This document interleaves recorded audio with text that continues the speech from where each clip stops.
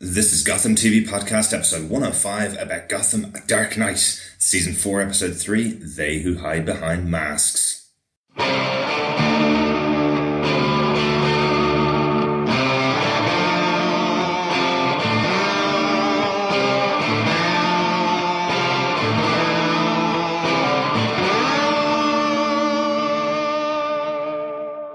This is Victoria Cartagena. I play Renee Montoya on Gotham. Hey, this is Andrew Stewart-Jones. I play Christopher Allen on Gotham. This is Robin Lloyd-Taylor. I'm David Mazouz. Hey, Gotham TV podcast listeners. This is Maggie Gia, otherwise known as Poison Ivy. This is Drew Powell, and you're listening to Gotham TV Podcast. Welcome back, old friends. Welcome back, Gothamites. This is Derek, one of your hosts, and we're talking about episode 3 of season 4, They Who Hide Behind Masks.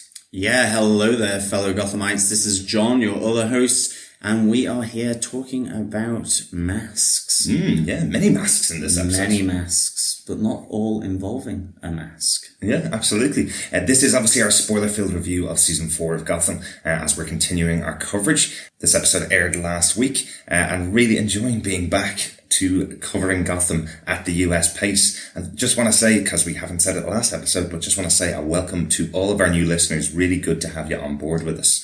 Yeah, absolutely. Welcome on board to this Gotham TV podcast, where, of course, if you don't already know, you can find that at Apple Podcasts. Just go gothamtvpodcast.com/iTunes. Or in fact, now you can go to gothamtvpodcast.com and just hit one of the many subscribe buttons, whether you're an Android fan, whether you are an Apple fan, or whether you are just simply a fan of RSS feeds. You can go over there and click to subscribe. Please subscribe and, of course, share the love as well for the Gotham community. Absolutely. And speaking of new listeners, really, really good of Miss Jennifer to leave us a review over on iTunes. It's our first review over there in about 3 years now.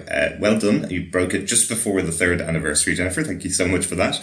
Jennifer gave us a 5-star review and says, don't know how I didn't find this podcast until season 4, but it is truly the best Gotham recap I have heard. Thank you so much for that. Yeah, thank you, Jennifer, for that. That's really, really nice of you. And of course, sharing the love is always great.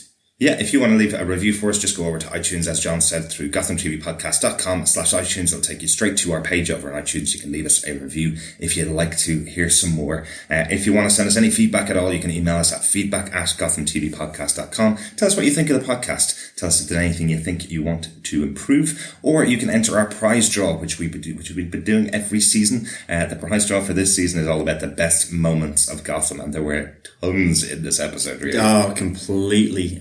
I think this was a fantastic episode of Gotham, and I think with that we should probably delve on into it. Derek, what are the episode details for this episode of Gotham? This episode was directed by Mark Tonderai, a British director. This is his 2nd episode of Gotham so far. He did Like the Wick in season 3, and he'll be back for episode 6 of Gotham. And it was written by Stephen Lilien and Bryan Wynbrandt. We'd mentioned last time they were on board that they've gotten their own show. The two of them are writing, and we thought they wouldn't be back for season 4 of Gotham. I am delighted that they're back.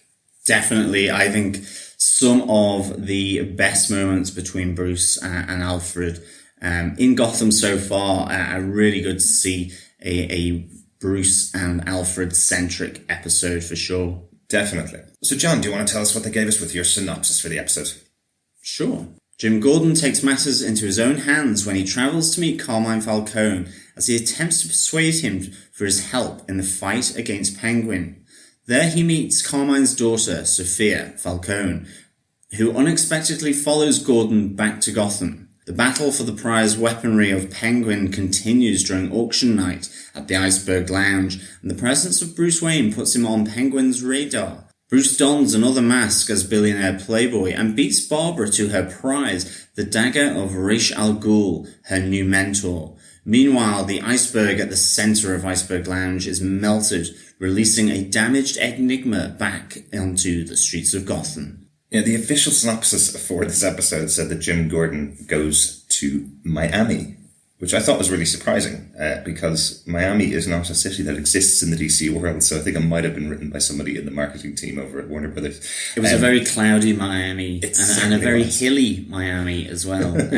I suspect it wasn't Miami. I suspect it might have been in the Hamptons in New York. I think so. Or in the DC world, it was probably called Beach City. Beachville, or Beach Town, yeah, something like that. Yeah, so they do kind of mention the show I was looking out for. Carmine says in the flashback episode that he has a place down south to go to, but I think someone has made the guess that it was Miami, but it's definitely not Miami. We are in the DC universe. A lot of the cities are just are named things like Metropolis for a city, obviously, and Gotham for a dark city, representing New York.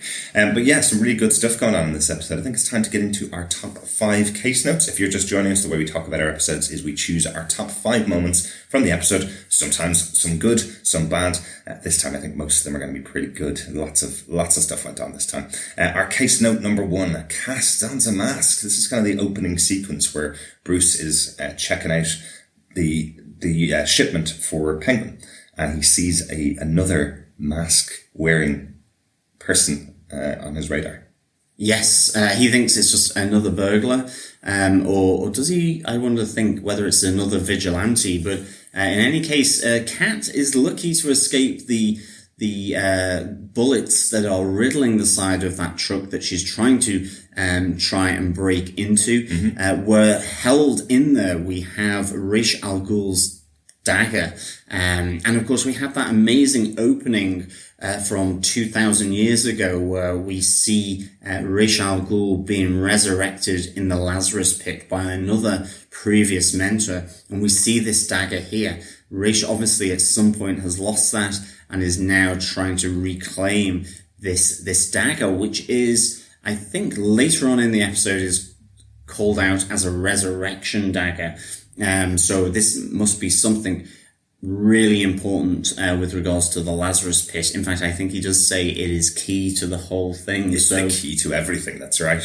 But yeah, here we see Selena with a mask on to protect her identity. She doesn't know that she's been watched by Bruce. But here is another set of interactions between Selena and Bruce here on the streets or the docks of Gotham. And I must say, I really am liking this kind of parallel look at how the two of them are evolving. I think it's a really nice touch just because they're so intertwined, when they are the full-on Catwoman and Batman, and a really difficult relationship. And I think you really get the sense of that difficult relationship coming out in this episode, and I think in Gotham in general. But I like how there's the parallels to them sort of sneaking around for different purposes, but they still have a moral code which they go by, and I like that their relationship is so kind of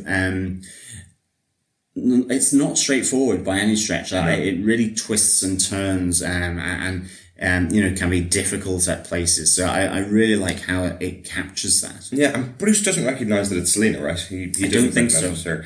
We find out that Selena's been told to put on the mask by Barbara. So Barbara's her mentor, just like Alfred is Bruce's mentor. She's learning and picking up little tips and tricks from various people across the city of Gotham, and her development as the character as well, which I think is really, really cool.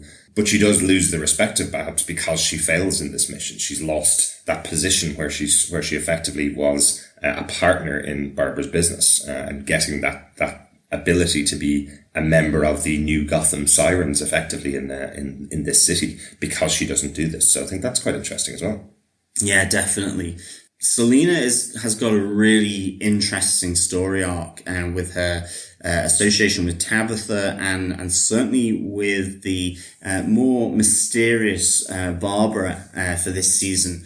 But I do like that she's still interacting there with Bruce Wayne, and that relationship is kind of, it's almost out of pure grudge that it's still going on. And certainly later on, when we see that she expects that she can just turn up at Bruce Wayne to steal the dagger back from Bruce after he has managed to get hold of it. Mm-hmm. And it leads to a really nice little scene between the two of them, and you can hear Bruce's exasperation with her of, what did you expect you could just do? Yes, I'm a billionaire, but I've just spent $2 million on this. He calls her out as being Barbara's, well, he really calls out that she's Barbara's lackey, kind of runner, just doing everything. And it's a really interesting thing that the two of them are so close yet can really break apart and seem quite distant at the easiest opportunity.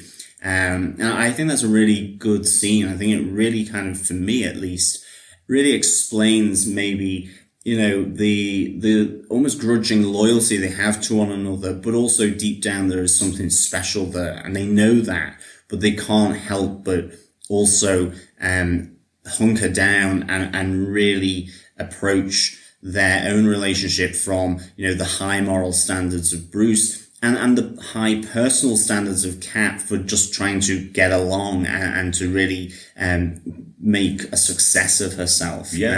But that is within the realms of being with the underground of Gotham rather than the more socially acceptable elite like Bruce. And I think it's a nice little contrast for here, that it really flows through these two characters, and to me kind of projects into the future with Catwoman and the Batman. Absolutely. I did call it out last week with the way that Tabitha treated Selina, where she effectively said, get this message to Barbara, which meant that Selina was carrying the message directly to Barbara. And then this week we've got her being called out again by Bruce as being just a lackey.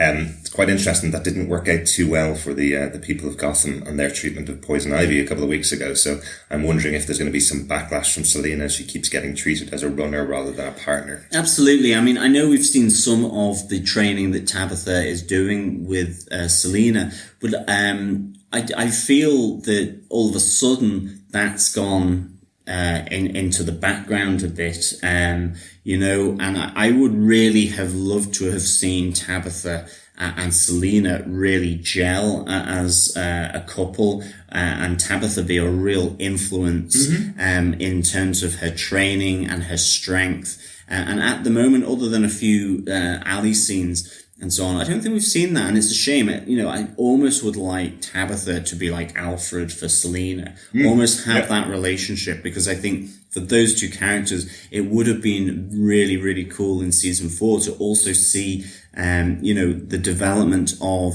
Catwoman and Selina Kyle in the same way that we're seeing Bruce, certainly because the two of the characters have so much shared history and a shared relationship that is difficult.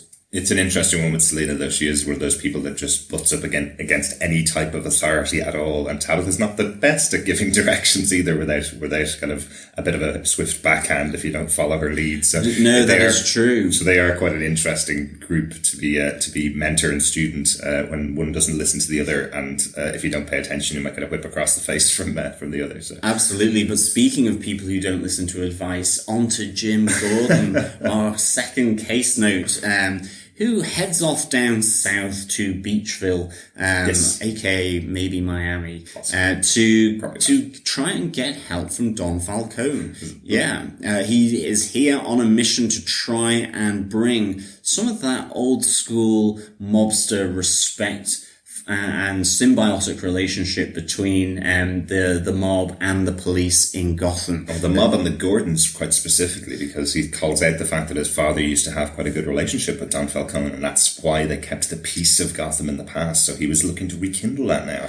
After 3 seasons living in the city, he realizes actually maybe the mob weren't that bad. Yeah, I mean, I think for Jim, it really is the case in point of the grass is most definitely greener on the other side. Absolutely. Given his moralizing to Falcone in previous episodes of Gotham, he is now sort of looking back fondly, if not nostalgically, as to that moment when, cops could be cops, mobsters could be mobsters. There was no resurrection. There was no Lazarus Pit. Yeah. There was no Indian Hill. And so now he's trying to default it, bring it back to a more romantic age in Gotham where, yes, there was still crime, there was still guns, but there was the line in the sand. But exactly as Penguin is trying to do, but maybe not quite as blatant. Yeah. It was conversations in dark, smoky rooms or down in dark, underground passages or back alleys where deals were made. Absolutely. He's not really a fan of Penguin's more public way of doing business. There was very much this kind of style with Moroni and Falcone that they threatened a lot of people, but didn't necessarily act on them. It feels like the way Penguin and the other gangsters now of Gotham, the new villains of Gotham, the way they act is they kill a lot of people, and that sends the message, basically. So it's interesting. Before we go into the rest of the little points about this, little notes about this particular point, a lot of this is really to do with, I feel, a lot of setup for the rest of the season. I don't trust Falcone, and never have. He's not a character that you would trust at all, remember. Do you mean, is he dying? Well, is he really dying? Exactly. There's loads in here that just makes a very dubious case for the relationship that's going to happen here. So first off, as you said, Falcone says he's dying, so he's refusing help for the saving of Gotham. Now, Falcone, if you ever hear a character say, well, doctors don't have any idea why I'm dying, some people say it's just payback. It's it felt like a very, don't investigate this, Jim, you'll find nothing, from the doctors. That's what it kind of felt like, the way he explained it. So I can't imagine we're going to lose Don Falcone very quickly. And I also thought it was interesting that there was absolutely no mention of his recently bereaved son, Mario, despite the rather tense situation that arose between Falcone and Jim. He seemed to have put that behind him, or has he? I.e., that yes, this is going to have some kind of longer term payback for Jim that Jim is not really seeing at the moment. And I think this will most definitely involve his daughter Sofia, who we see here as well. Yes, a brand new character to the show. It looks like she's going to be very centrally involved. She's very quick to take the bait from Jim, and also very quick to plant a kiss on the lips of this new Gotham visitor. Quite interesting, definitely. That always. And as I said, another thing, just don't trust it. She says the fact that she's a gangster. She says she's been a gangster for the last 10 years when living down south with her father. So, and she also says how close she was to her brother. All of these things should be indicators. Don't go near her, Jim. Yeah, this is a relationship that you're not going to come out on top of, or there's going to be some serious hurt. And I mean, certainly she is getting herself very close to Jim. They shared a kiss. Mm-hmm. They took a romantic walk down the beach. Yeah. She also wore some fairly revealing stuff.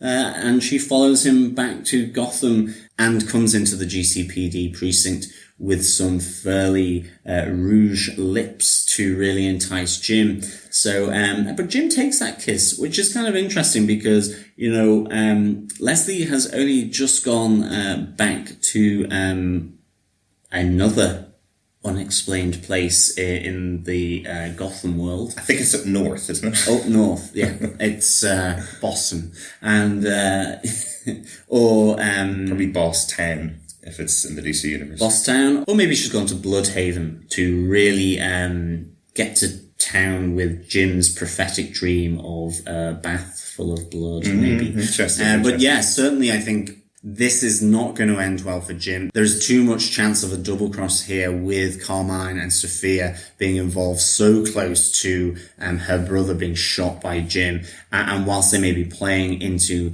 his vision for what they want, this could be just a route back to supremacy in Gotham that they see for Falcone. Whether Falcone is dying or not, whether that's a red herring, who knows? But certainly there's great introduction here for Sofia, and I really liked it. I actually really liked all this jumping around. I mean, we started in sort of the ancient past with Ra's al Ghul around Persia, Mesopotamia, all that kind of stuff. The Middle East feel to at the start. Absolutely beautifully shot scene. Yeah, huge, really cool. Absolutely, a huge shout out to Kaza FX who do all of the effects work for Gotham.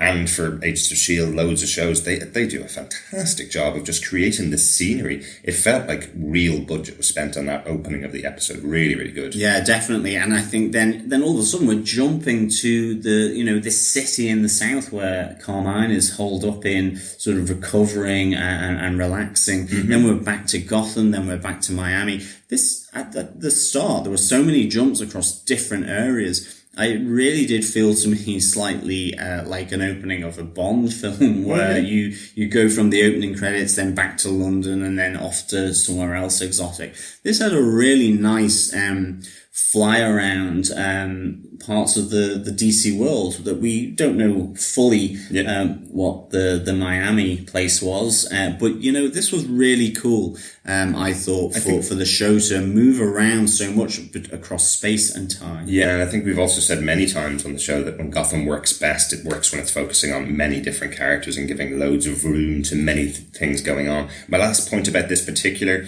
part of the episode is I just feel like Sofia has just done a lot of research on Jim and the type of people that he's into, the type of things, the type of women that he's into. I think that's where she's coming from here. So don't trust her. We'll see what comes up, especially when she comes to you, Jim, and says, Gotham is my birthright. I'm not going to give it up.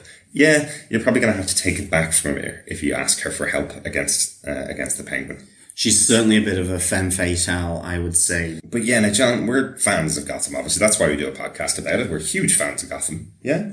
But we do have another fan here on the show. I think she might out-fan us. For case point number 3, Riddler's number 1 fan, Myrtle. Absolutely. Do you think this might have come from an experience maybe a member of the cast might have had in the past? Or maybe something that they're getting a little bit concerned about four seasons into this show, where there are some quite obsessive fans out there? Well, that's it. I mean, we had a femme fatale for Sofia with Jim, and this was a fan fatale for the Riddler, definitely. It did feel very Misery-esque. I was expecting her to say, I'm your number 1 fan, but I have to say, I loved Myrtle. I loved her ramblings, her logic, her musings, and her devotion to the Riddler. Mm-hmm. It was so cool to see this fan break the Riddler out of his icy prison and then really begin to realize that he's a bit of a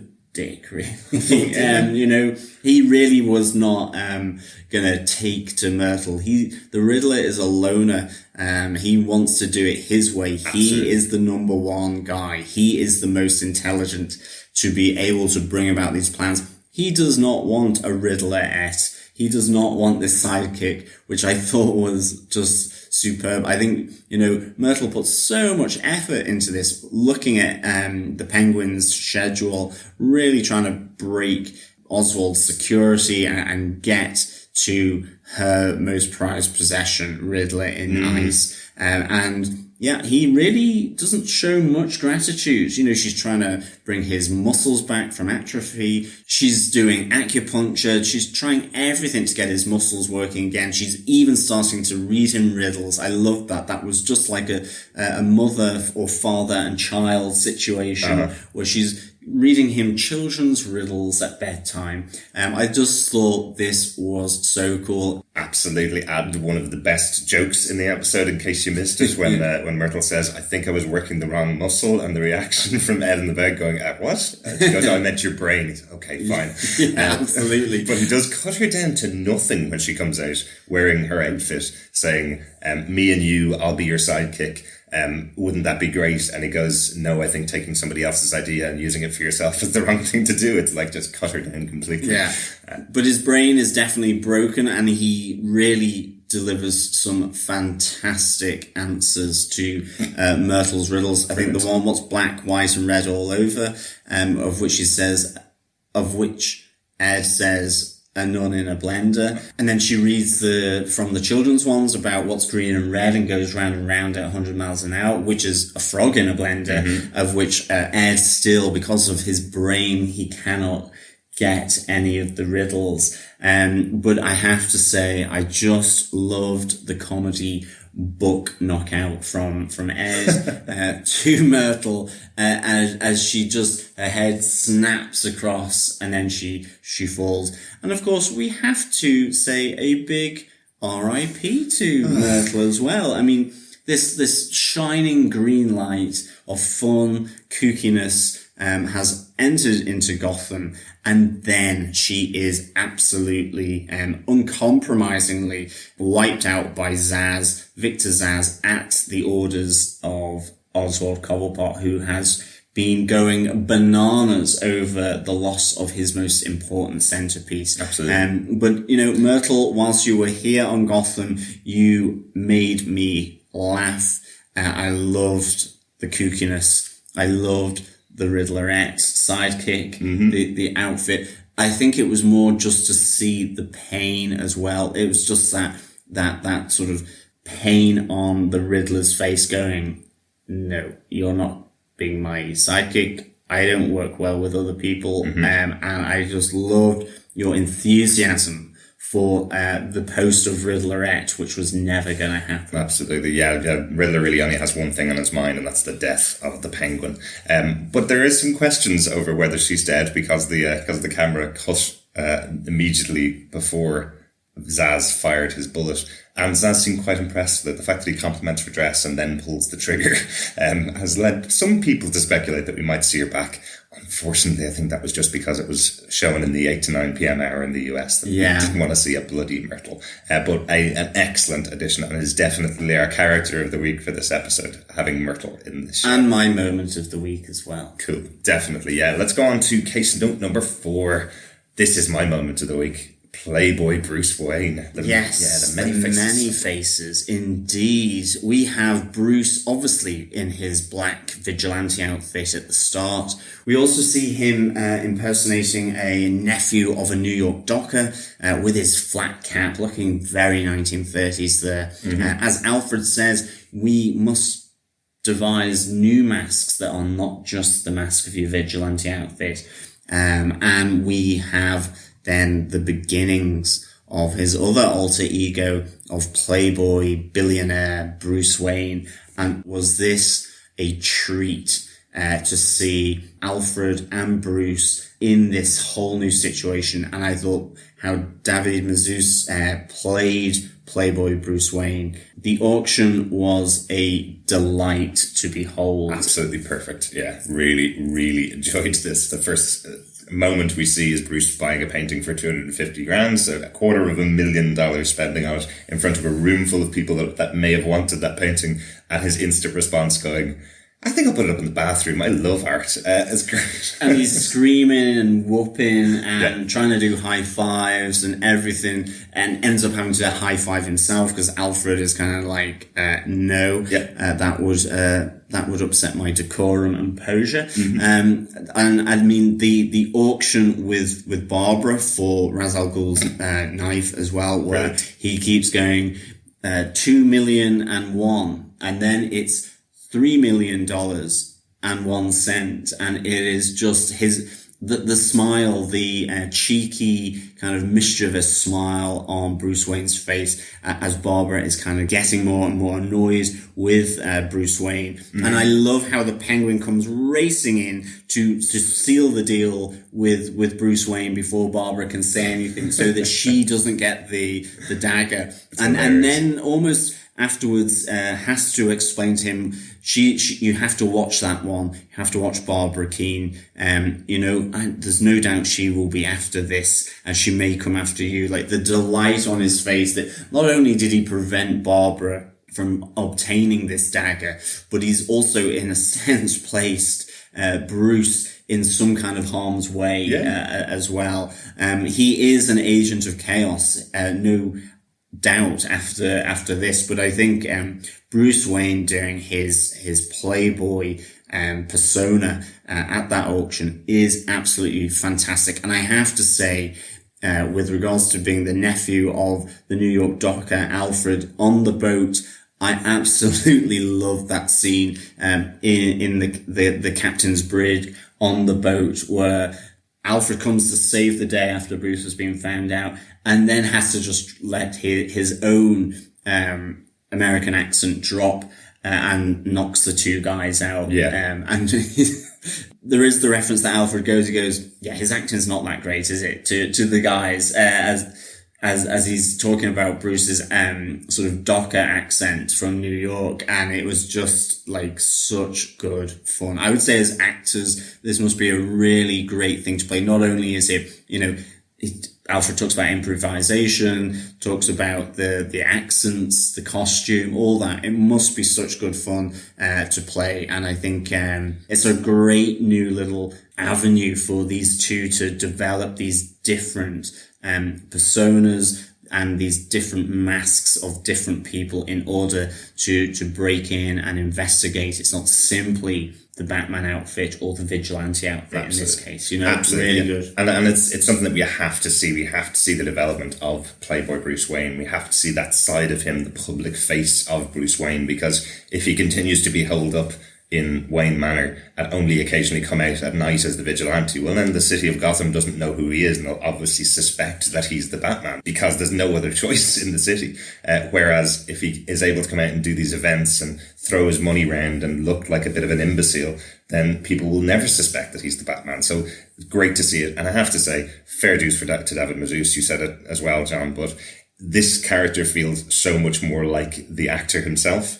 He's not a stoic character. When you've seen him at panels, at events, at interviews, he is a kid. He's a really fun, lively kind of kid. So I'd say for him, allowing him to do this scene as well was just a joy for him to be able to release that stoic, quiet, angry, aggressive character that he's had to play for 3 seasons, and he's able to just have a bit of fun with everybody. Yeah, it was great. I mean, it moved on and developed the storyline of Alfred and Bruce. It had them central to the episode. It developed the vigilante aspects and the other personas of Bruce Wayne, but it was also genuinely light and funny, but it felt right.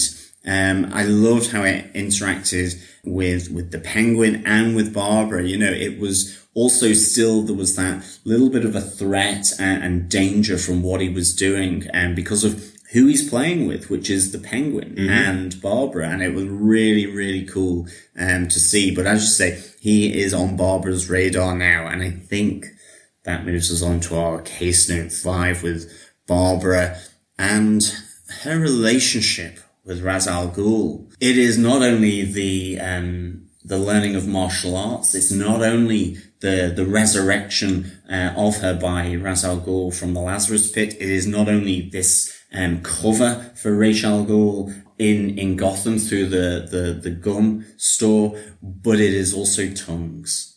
They have a relationship. There is a feisty bit of sexy play going on between Babs and Rabs. Here. Nice. Really kind of interesting, but I love that we get this confirmation that Babs was brought back to life from the Lazarus Pit by Ra's, and I think I'm just wondering, is the reason that she was brought back, is it because Ra's wants to stay in the shadows of Gotham? Like, he is 2,000 years old. He has obviously had to hide his identity quite a few times.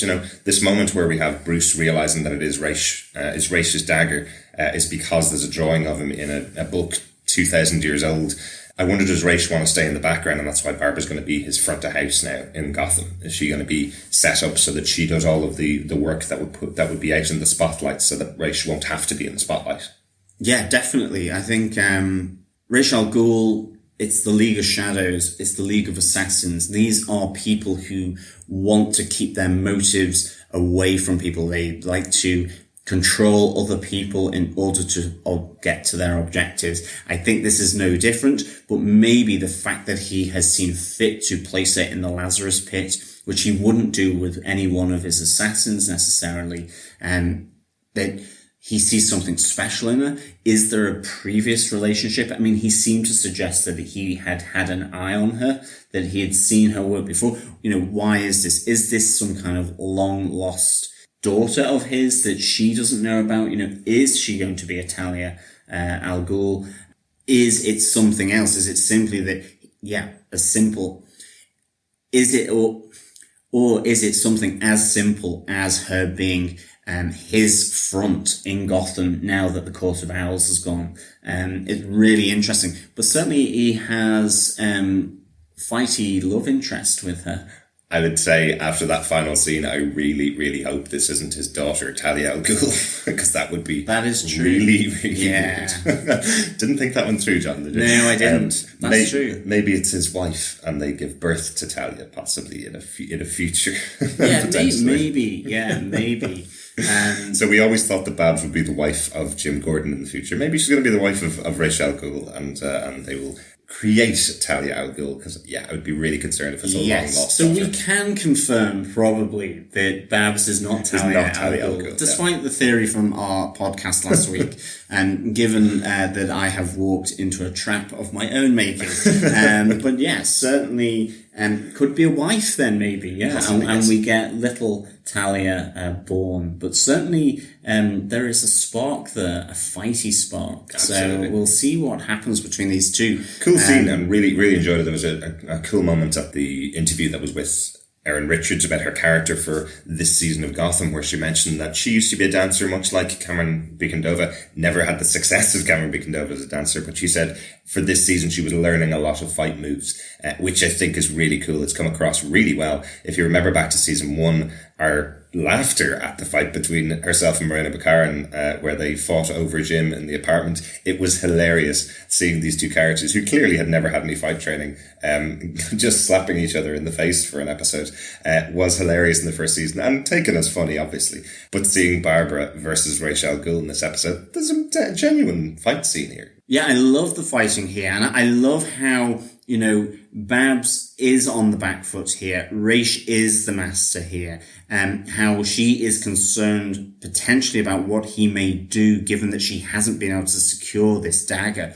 But as soon as that he learns that it is Bruce who has obtained it, he's happy with that. That's his heir as far as he is concerned. And so Babs, unbeknownst, has done a good thing here. Yeah. She has absolutely being able to do the right thing as far as Ra's is concerned.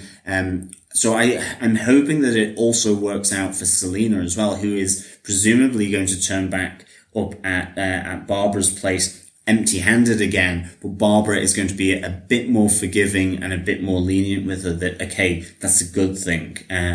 So hopefully we'll see how this dagger relates to this sort of building network of heroes and villains in Gotham. Yeah. It's probably just the MacGuffin to bring them all together, but certainly it's probably a little more than that, in that it is the key to the whole thing.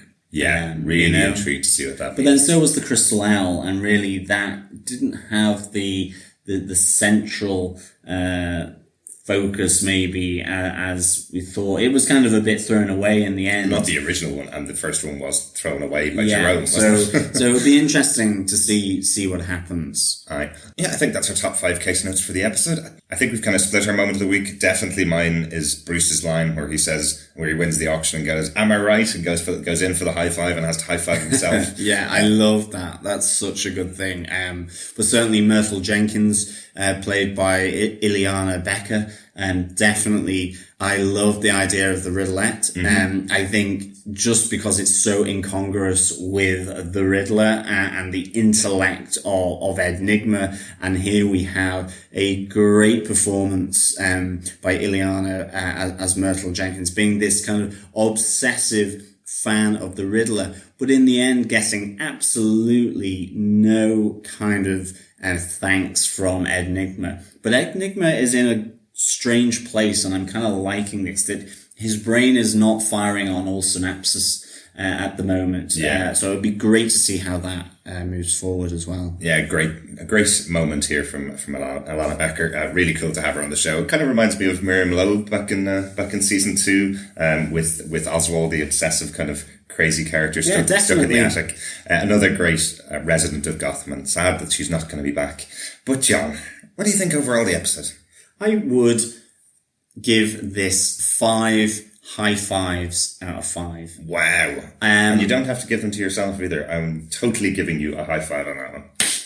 Definitely. I thought this was a fantastic episode of Gotham, and I think primarily because you got a great sort of tour around different things here, from Ra's al Ghul's origin through to going down to visit Falcone and seeing Sofia Falcone as well, and just what that is going to bring to the table in Gotham. Is this a double-edged sword for Jim? I think it probably will be. Yep.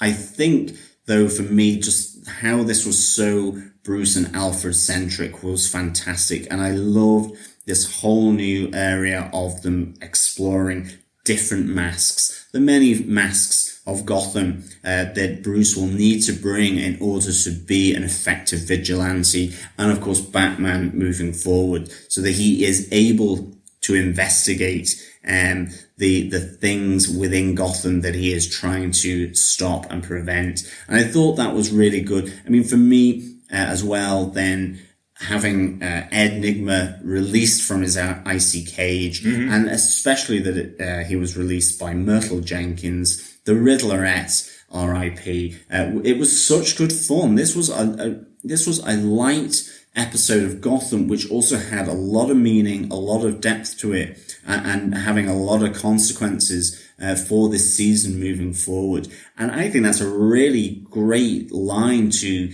be able to bring to an episode. And that's why I give it 5 high fives out of 5. I loved this episode. Our first 5 out of 5 for season 4 already, and we're only 3 episodes into the season. It has been that good. It really has. This is an episode I've been waiting for since season 1. I've loved Devin Mazouz. I've loved Sean Pertwee together as characters all the way back to season 1, and having an episode that's so focused on them and allows them to stretch every bit of what they've done so far in a scene here and there throughout the rest of the episodes. Having all of these moments together in one episode has been great. Big shout out to Victor Zsasz in this episode for providing a little extra comedy when he sees the broken down iceberg in the middle of the Iceberg Lounge. His response looking at it is, it really opens up the room, doesn't it? Which I thought was great. His delight at getting the riddle right about the frog in a blender, really getting that approval from somebody saying, you are smart, Victor. That was quite cool. Absolutely. I mean, Anthony Carrigan brings so much to this character of Victor Zsasz. It's a joy to watch, just the facial expressions of joy at a big gun, or being given an order to go off and kill. I think he plays it really, really well. Definitely. Within the series, and his responsiveness to whether it is Bruce, whether it's Galavan. He has been shifting around on many sides through his time on Gotham. He is a survivor. He knows how to work between different players. He was originally with Falcone. So, I mean, a great character, and he brings a lot of joy, I think, to this show. It's really good. I think all he wants is someone to be able to tell him who to murder next. That kind of seems to be his MO. I think I could talk about this episode all day, but we should really throw it over some feedback, shouldn't we, John? Definitely. If you want to send in your feedback, you can email us at feedback@gothamtvpodcast.com, or pop on over to the website at gothamtvpodcast.com. You'll see a voicemail button on the right-hand side, and you can leave us 90 seconds of your thoughts about any of the episodes so far, just like Claire Payne did. Hello, Gotham TV podcast. I really liked the lighter tone to this episode, but it still had that element of mystery. Great to see Carmine Falcone back, and his introduction of his daughter, Sofia. She really wants to prove herself to her father, and I like the way Carmine was with Jim as well. Alfred and Bruce were superb in all the scenes that they did, and the auction scene was particularly fantastic. Oswald's reaction to Ed being defrosted was definitely how I expected him to react. This is where Gotham always surprised me. I was expecting a bigger, more elaborate scene of the Riddler being defrosted, but while I was watching the episode, there was a little voice in my head saying, it's Gotham, there must be more to this story, and there actually was, and she was called Myrtle Jenkins, and what an absolute delight.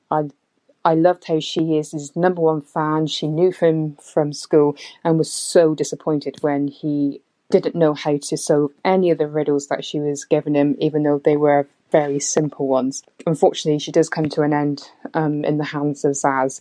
But I think the big shocker was Barbara making out with Ra's al Ghul at the end. But I have to say, I thought Erin doing her fight scenes with him were fantastic.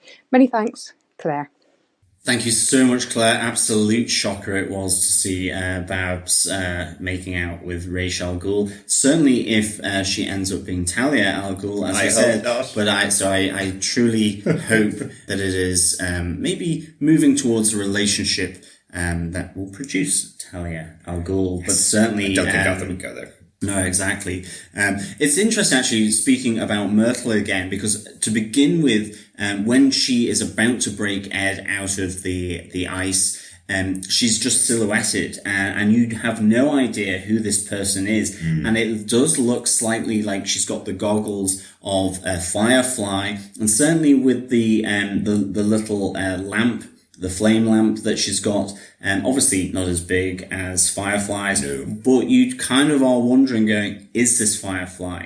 It really could be. Is it something to do with Poison Ivy trying to get back at Penguin, given how he has treated her in the past? So at that moment, it was unsure who this person was and what the motives, but for it to be then moved into Myrtle and the number one fan element, I think was a really nice little touch and a fun touch. And I think great to see Ed sort of really repulsed by his number one fan and wanting to get out of that bed as quickly as possible. That was great. Really, really good. And lots of shades of misery in there as well. Yeah, I thought it was actually going to be Selena. I don't know why. It was something about her old costume, the traditional Selena costume from season 1, where she had the goggles on the head, making up the cat ears. That's what it reminded me of in silhouette. But yeah, definitely trying to change and guide us into thinking it's somebody else. And it turns out to be a brand new, wonderful Gotham resident. Absolutely. The next voicemail comes in through from Annalise.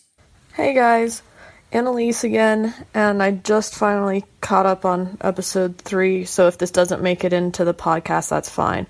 So there were some good things and some bad, well, not bad things, but kind of things in this episode. I really loved seeing Bruce and Alfred kind of together and figuring out, I guess, the masks that he's going to wear. I especially liked the whole boat scene where they were pretending to be just a random Gotham citizen. I'm not sure if I quite like the path they're going for Sofia Falcone yet, because it almost kind of seems to me like she's just going to be Jim's next love interest, and I'm just getting tired of that, to be honest. Like, I want them to be a more interesting character than just a side piece for Jim. I actually really loved Myrtle a lot, because being an Ed fan myself, I completely related to her so much, and I think my favorite scene this week is the one where she realizes she was working on the wrong muscle. So looking forward to hearing the episode. Thanks so much for that, Annalise. You were a little bit late with the voicemail, but we held it back because you agreed with me on the best moment of the week. Loved Myrtle. Really interesting. I suppose we've been to a lot of cons now with lots of Gotham fans, and there are some people that you would wonder about whether they would love to have Ed tied down to a bed in their house. Yeah, absolutely.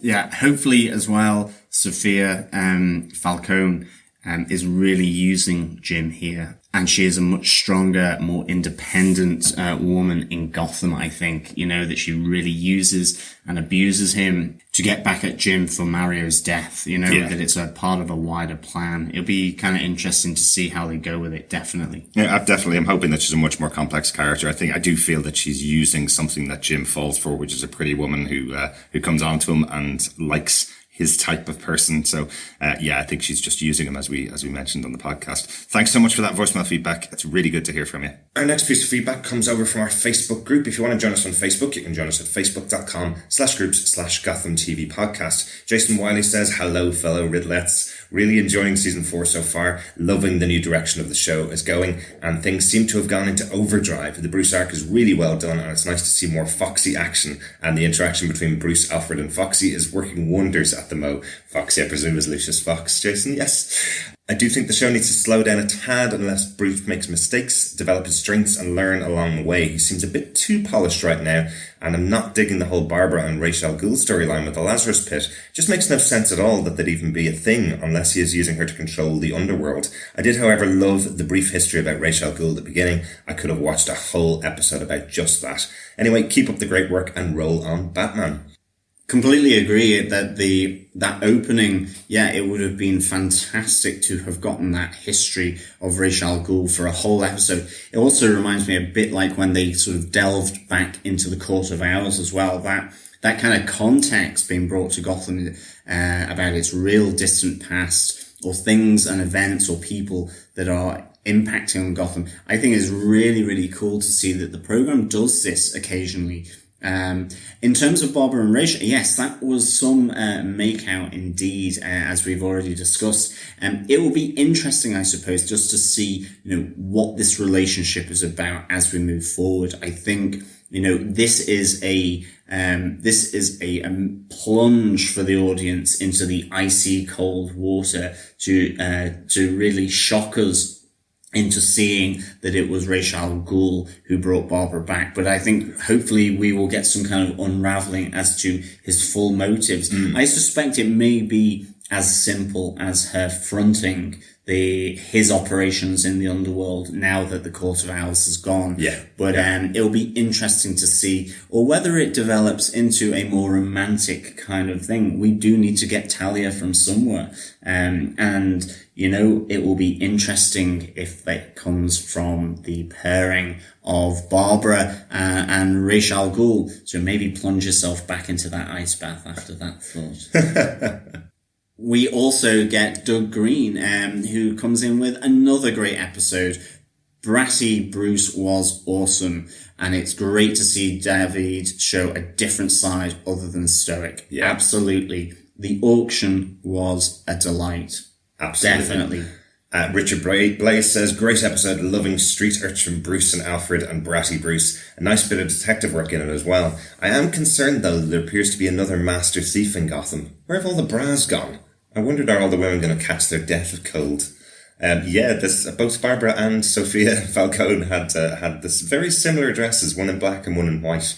I wonder if that symbolises that Sofia's working on the light side and Barbara's working on the dark. But there's definitely a costume choice in the show this season that does make you think that a new bra knicker.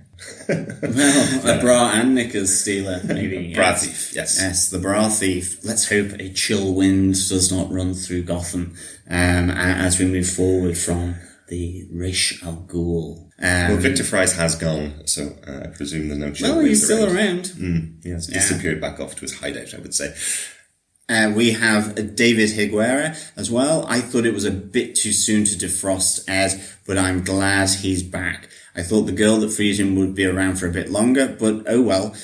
She was good in the episode, wanted to see what happened with Ivy, but I guess they're saving that for later. Awesome episode all round. 2 million, haha, good stuff.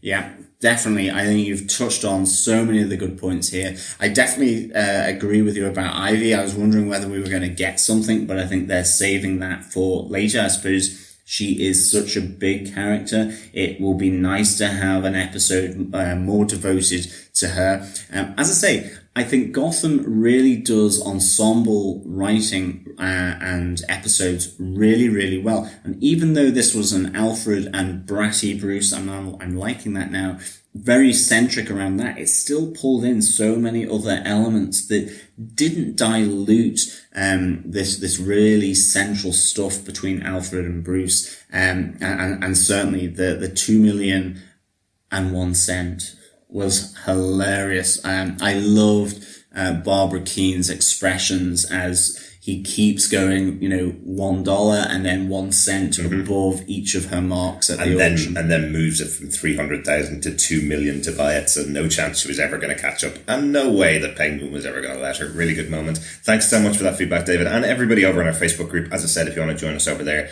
over at facebook.com/groups/Gotham TV podcast. We did live tweet the episode over on on our Twitter account at Gotham TV Podcast the other night, and we had a little competition courtesy of DC World, just asking for the Gotham moment of the week. At Kean's Galavan has won the competition. We will be in contact with you by direct message over on Twitter, just to get your details and get that t-shirt out to you. Hopefully we'll do some more competitions in the future, but if you want to enter our Gotham moment competition, all you need to do is email your thoughts about the episode with your favourite Gotham moment through to our email address at feedback@gothamtvpodcast.com. Absolutely. Thank you so much to everyone who was live tweeting along with us and joining us for our live tweets of this episode of Gotham. It was great to have all those moments of the week coming in to us, and well done, Kean's Galavan, for Bruce the Brat. Absolutely. Remember, you can join us over at Twitter as well. As always, please come over to @Gotham TV Podcasts. Great for the t-shirt competition. Yeah, we'll try and live tweet as many episodes as we can this season. It's always fun to be on there for live tweets. There's lots of fun stuff going on and lots of great gifts going around as the episodes go on. A little bit of news to close out the episode. The Gotham panel at New York Comic Con is actually taking place tomorrow, just after this episode's been released, so we don't want any news from that. We might talk about it next week if there's anything huge that comes up. Remember, as we mentioned, Creation Entertainment is going to have their first ever Gotham fan festival, Gotham dedicated fan festival, starring many of the actors from the show. That's going on next weekend in Chicago, which we'd love to have gone to. Hopefully we'll get to the second one. But one final, and I think very interesting bit of news that came from our friends over at comicbook.com. A character is returning for season 4, hot on the heels of the return of Jonathan Crane from season 1. We're going to be getting Tommy Elliott back on the show. Tommy Elliott was played by Cole Vallis back in season 1, I think it was episode 7.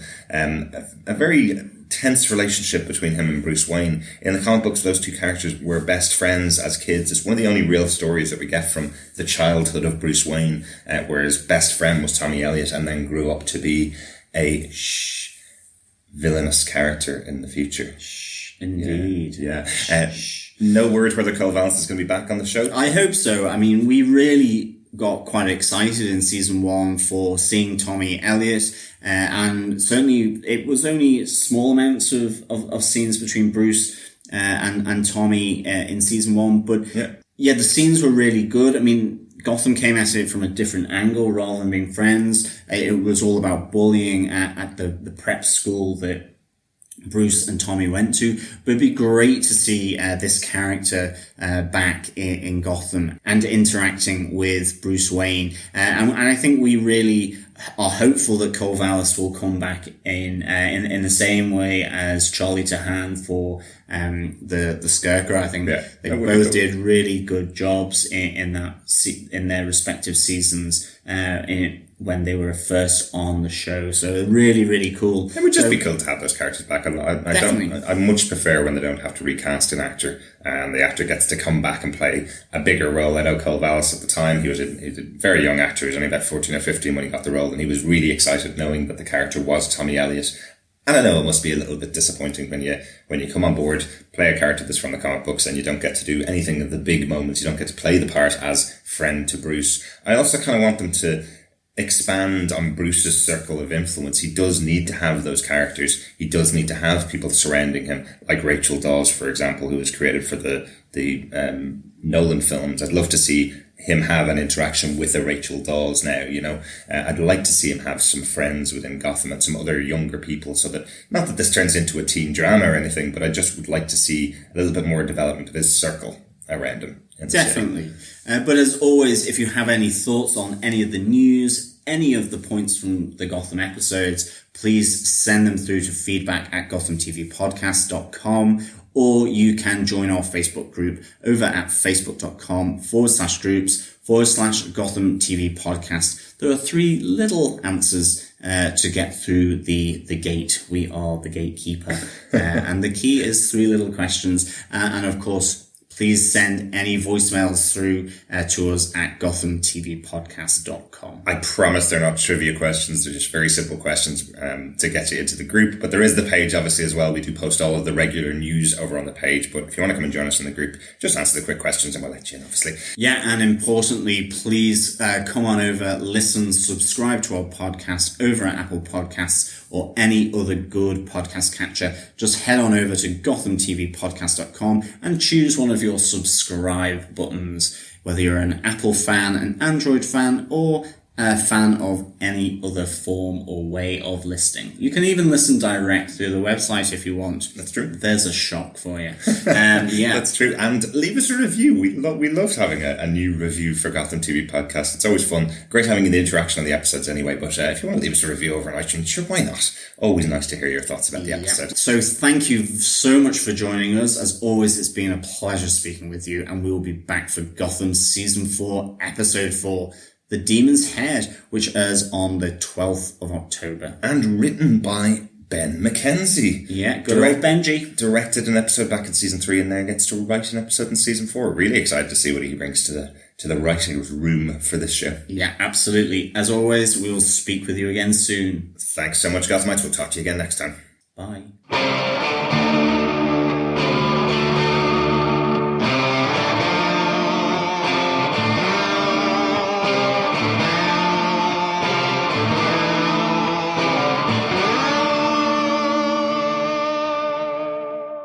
This is Victoria Cartagena. I play Renee Montoya on Gotham. Hey, this is Andrew Stewart Jones. I play Christmas Allen on Gotham. This is Robin Lord Taylor. I'm David Mazouz. Hey, Gotham TV podcast listeners. This is Maggie Gia, otherwise known as Poison Ivy. This is Drew Powell, and you're listening to Gotham TV Podcast.